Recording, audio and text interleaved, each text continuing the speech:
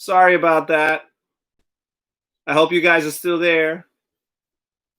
Hello. Hello, hello, hello. Hi. I am so sorry. I apologize. My wife just called and her phone is like synced with this computer. So as soon as she calls, um, I guess it interrupts me and just threw me off. It like literally kicked me off of YouTube and everything. Like I lost the internet. Looks like I got two of you guys back. Yeah, we were talking about, Dean had just asked me, I'm sorry about that, Dean, if you're still there.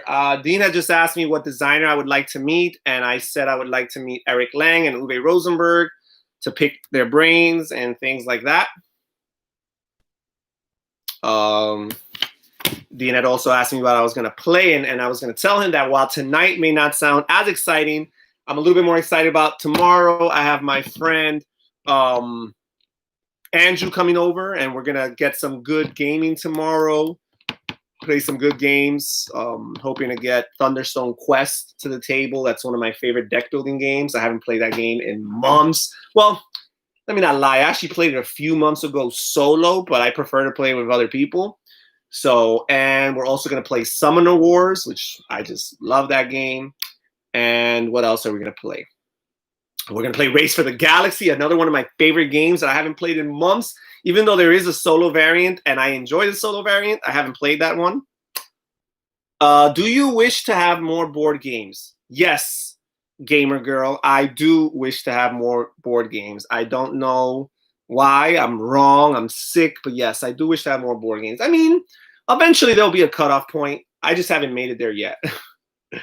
How many board games do you have? I have about 340-ish board games, maybe about 340 board games.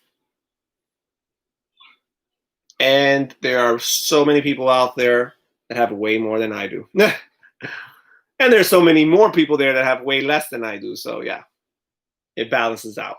About 340, 45 maybe, something like that. Plus expansions to those games, which is like, I have like over 100 expansions to some of those games. So I have like 400 boxes worth of board games here in this room. All right, so I see that gamer girl Kate is still with us, and so is Regan. How about you, Dean? You still around, Dean? Wow, are you gonna do a game tour, like a tour of my room and my game collection? Not quite, but I am going to do a series of videos where I go shelf by shelf and share all the games on each individual shelf and give you guys a little brief description of those games so that over the course of several videos, you'll see all the games in my collection, but you'll also actually have an idea of what they are other than just looking at their box. Where do you find most of your board games? Like, where do you buy them? Most of my board games I buy online. I buy them on Amazon. Every once in a while, I might buy a game at a physical location. Not really. I don't go to like board game stores per se, but yes, if I might go to a Walmart or a Target, and if they have a game that I like, I will get it there, save myself time having to wait for it to get shipped. But for the most part, I get my games on Amazon because most of my games are not sold at Walmart and or Target. And if I go to a board game store to buy most of my games, they'd be very expensive, you know? So while I love the idea of supporting, you know, those hardworking men and women that are opening up their own board game businesses, for the most part, I've been doing it on Amazon. What games do you recommend for beginners? Oh, that's a good question. Lots of games. I recommend Ticket to Ride, and in particular, I would recommend Ticket to Ride New York, which is a small box version of Ticket to Ride. It's about 15 minutes to play, maybe even 10 minutes if you're only playing with two people. And the rules are very simple, very understandable, and at the same time, they're a good foundation for if you want to start learning more games. Also, I probably would recommend a game like King Domino, which is a game about placing domino type tiles, but instead of there being numbers on the dominoes, you have like pictures on them, and they have different types of land features like grass and water and desert and all that stuff. And you're placing it in this little area in front of you, and you got to like match them, and you score points based on how you match them. It gives a concept that lots of people understand, the idea of playing dominoes, but it adds another level or layer of strategy to it. And again, that game plays really, really fast. So King Domino, Ticket to Ride, I would say are probably two of the games that I would recommend for beginners. Do you think you would ever open a board game shop or make your own board game? Oh man, I've thought about actually both of those things. Um, what's funny is out of the two, the one that actually interests me the most is actually opening up a board game shop, just because I like the idea of working with people and meeting people and connecting with people. Also, I feel like if I owned a board game shop, I would probably actually have more time to play games than if I worked on a board game, because working on a board game, believe it or not, is actually a lot of work. And a lot of these guys that are working on creating board games and designing board games, they spend hundreds and hundreds of hours just playing that game. It's not that they don't have a life and they don't do other stuff, but the point is that the free time probably does not get spent playing other games, because they spend so much of their work time playing their own games that they're trying to make, that when they have free time, they obviously do some other things. So I have thought about creating my own board game also, and it's something that if I ever get inspired with like what I think is a great idea, I might try to work on that idea. But yeah, I've thought about it. Who knows? Both of them are potential risk in the sense that you might put all this work into it and never really get anything back from it. There's no guarantee that you'll be successful. So, RS, there's a new person. What do you think of digitization of board games into mobile games?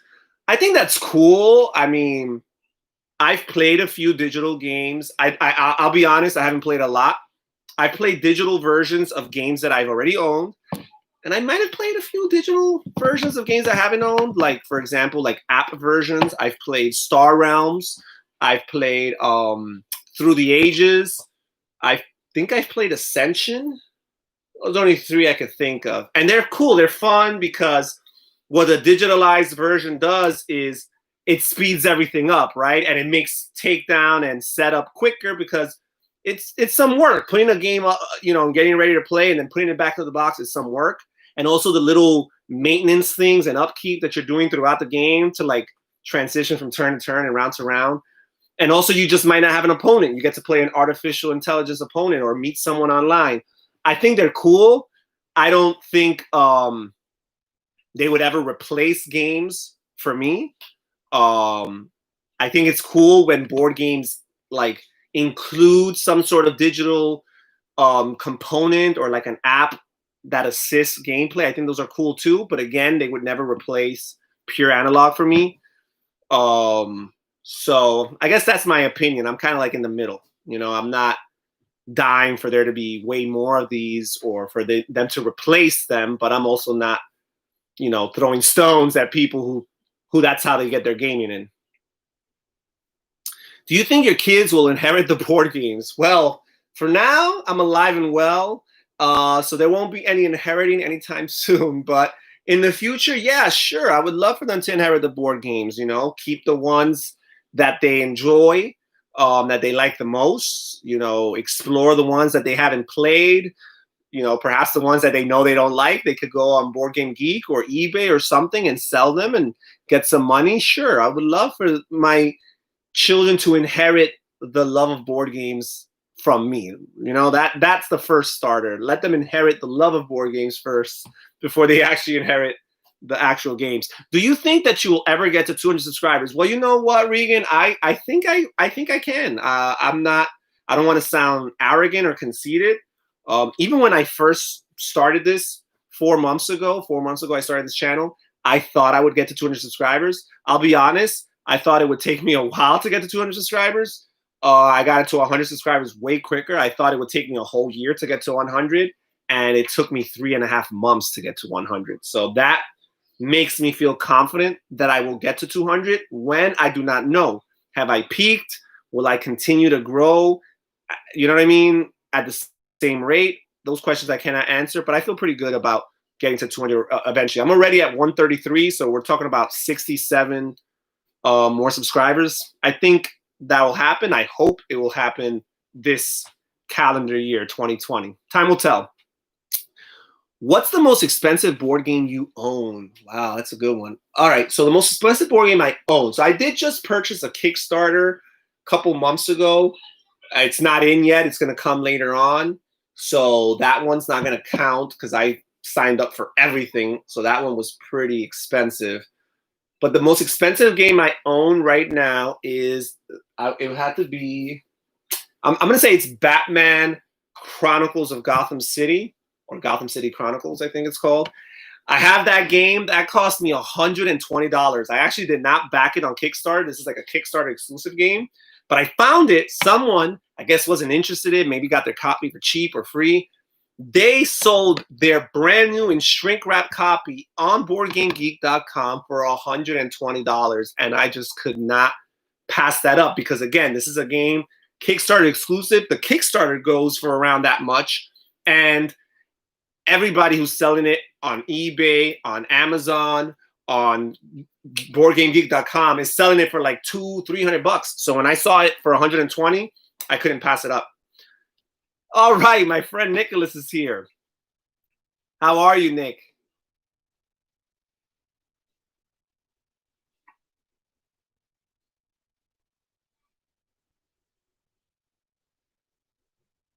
All right, everybody just got quiet on me. The chat just froze or something. 5 people here, guys. All right, let's keep them coming. I'm going to have to go to one of my pre-made questions. Good, good. I'm glad to hear. Glad to hear. By the way, best of luck in the giveaway. I mentioned the giveaway earlier. I know Nicholas, for example, has signed up for the giveaway. If you haven't signed up for the giveaway yet, please feel free to check out my video, which explains the details as to how you can enter into this contest. We already have 202 participants and counting. So yeah, the contest runs till next Monday, June 8th, noon Eastern time.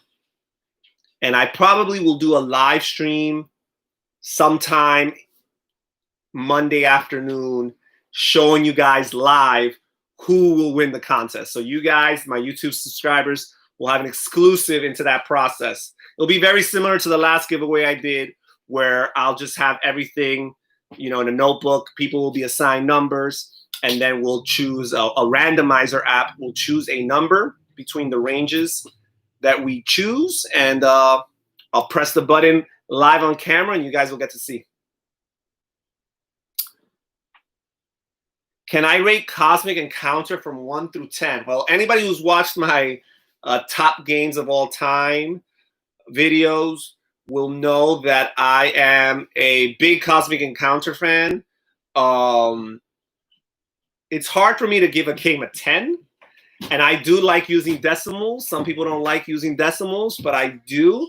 So I'm going to give Cosmic Encounter a solid 9.7. Yeah, I said 7. I know some people don't like those weird decimals. They just like, if they do accept decimals, it has to be a 0.5. I'm gonna give it a 9.7. This game, I just find it to be really, really neat, you know. And it's funny because it's not like any other game I really play, and maybe that's why I like it so much. Small World. Have I played it? Is it good? I have played Small World. I have Small World right here. Small World. Small World is a great game. I'm not going to give it a 9.7, but it also did make it onto my list of top games of all time, my top 50 games of all time. I think Small World is cool if you've played games like Risk, for example, and you're frustrated by the die rolling in Risk, this is a great alternative, right? Because combat here is deterministic. You know going into it whether or not you're going to win. And also, there's the occasional push your luck to or press your luck if you do like that thing. There is the occasional die roll, but your whole game does not depend on dice rolling, or else it could get very frustrating, right? You might have one die roll a turn to kind of like try to stretch your turn as far as possible. It's really cool with the different fantasy races and powers that are combined with each other. So I think there's like 15 races and 17 powers, or maybe it's the other way around. But the point is that the permutations that you can get from these two different groups being meshed together adds lots of replayability straight from the box. And trying to decipher as you draft these races, which is the coolest one or which is the best one, I think is really neat. And the way you draft the races, you pay money. You know, the higher they are on the row that you the pool that you're drafting them from, the cheaper they are. The lower they are on that row, the more expensive they are.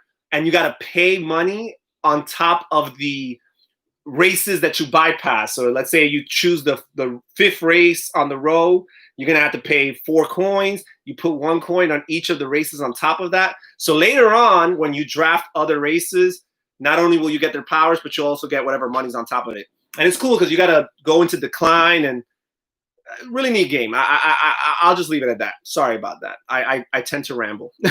Good game. I think you'll like it. Do you know about the Command at Sea board games? Command at Sea. Does it play well with 2? Actually, it does play. I'm going to get back to you, RS. It does play really well with 2 because what it has multiple boards that accommodate the different player counts. So, for example, there's one board that has this for 2 players, and it has the opposite side for 3 players. And basically, each side has a different configuration of the regions and a different amount of regions so that it feels tight, because that's basically the idea of the game, small world. It feels tight at every player count. And then you have an additional board for the 4 and 5 player counts. And I think there was an expansion for a 6-player board, and I'm not sure if it's still in print. But yeah, it plays good at 2. These kind of games are more fun with more people, yes, but the point is it's balanced and functional at 2 players. Now, RS asked me about Command at Sea board games. Honestly, RS, you'd have to elaborate. I don't think I've heard of the Command at Sea board games. Is that like a line of games? Is it from GMT? Is it a war game? What is it? Wayne, my good friend Wayne. I played this game. Didn't win. What game? Oh, you played Small World. Okay, you're right. You didn't win. I wonder why that was. Oh well. So yeah, but I guess Wayne could testify that it's a good game. Do you have any board games that are good for kids under 6? Yes, I do. As a matter of fact, just recently, I've started playing this game with my son. It's called Robot Turtles. And this game is really cool. I got to admit, I'm actually having a little bit of fun. It's for ages 4 and older.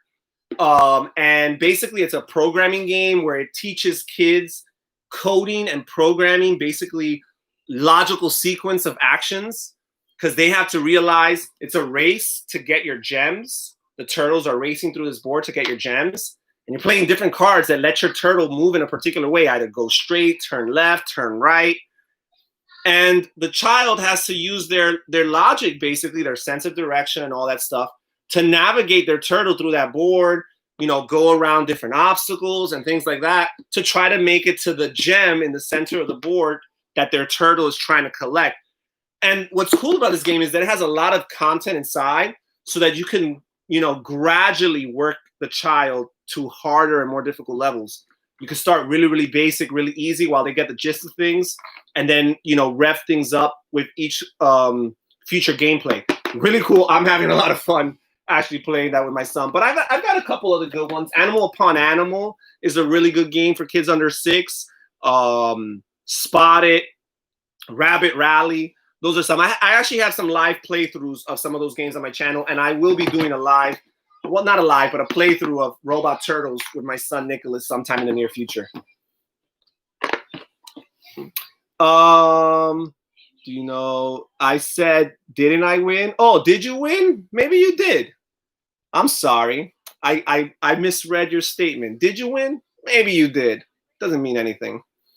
Let's see. Nicholas, good. Glad to hear it. Most of my gaming is just 2 players at the moment. Yeah, no, I get it. I mean, most of my gaming has been 2 players for the last couple of months. A little bit of solo gaming. We just recently started having my friend Andrew come over, and we've gotten a little bit of multiplayer gaming, a little bit of it in, but mostly I'm playing 2-player games with Andrew. So I get it. I haven't done much of 3-player games, so it's good to have good games that play good at all player counts. Small World is one of them. Command & Sea is a naval warfare board game franchise. Who publishes this game? I've never heard of it. Command & Sea. Spotted is intense. Yes, Spotted is intense. I mean, Spotted could get intense with adults even, right? And definitely with kids. That sounds fun. Yes. Robot Turtles is fun. But a lot of these other games that I mentioned are fun too. Feel free to check out my playthroughs. I think it's cool when you can find a game that the child is having fun, but at the same time, the adult is not only having a good time, but the adult can be proud of their child as they see like things clicking. Those are the kind of games I like to play with my son, where as he figures things out, I get excited by seeing him figure these things out.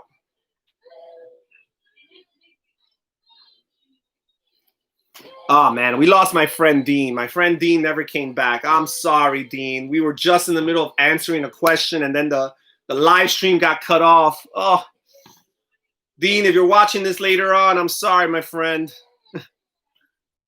You hear him crying in the background?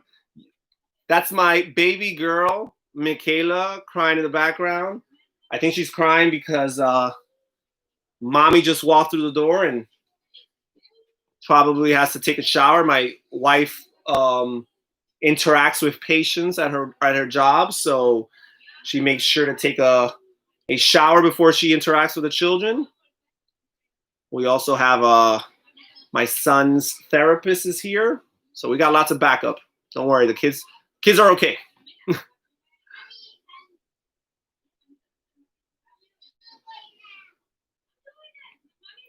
Wayne says, hi, Lily. Hi, Lily.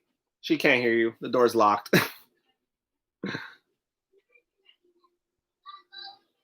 All right.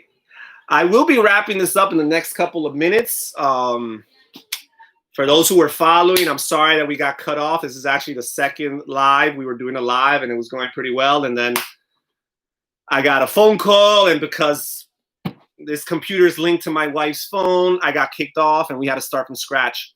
What is your favorite pizza or ice cream? What an interesting question. I'm plain and simple. I just like plain pizza. Extra cheese. I like extra cheese pizza. Ice cream, maybe strawberry shortcake. I don't know. Maybe.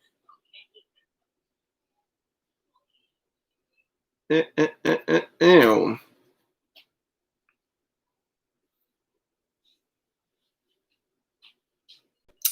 Well. Yummy. Yes. I think I'll take one more question, and then we'll start wrapping things up. One more question, and then we'll start wrapping things up. Maybe 2 if they're interested enough. We'll see.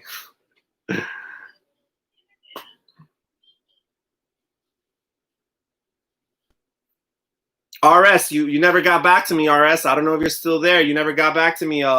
What company produces Command & Sea? I never heard of it, but I'm intrigued. You know, I like the idea of nautical or naval type games. Not that I own any that I can think of. I have Kyklades. It has a little bit of a Navy thing going on, but other than that, nothing else. But I'm very intrigued. I would love to hear. I guess you're just gonna make me do the research on my own. I have to go check on my own where these games come from. Real talk. What's your stance on pineapple pizza?